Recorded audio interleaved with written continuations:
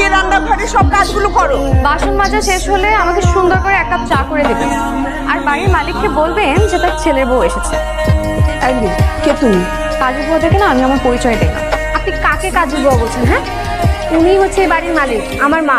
আম্মা, আম্মা আমি ফারিয়া, আমি আপনার ছেলের বউ, সাব্বিরের বউ। বিয়ে করেছেন নাকি? ভাইয়া আবার কবে বিয়ে করলো?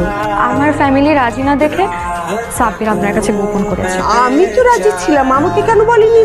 ও আমাকে ধোকা দিয়ে বিদেশ চলে যেতে চায়। শান্ত হও মা, শান্ত হও। আমার পেটে আপনার অনাগত নাতি। বৌমা, আমাদের এখানে তোমার কোনো অসুবিধা হচ্ছে না তো? আপনাকে এসব কথা বলা যায় নাকি? আপনি আমার শাশুড়ি আম্মা না।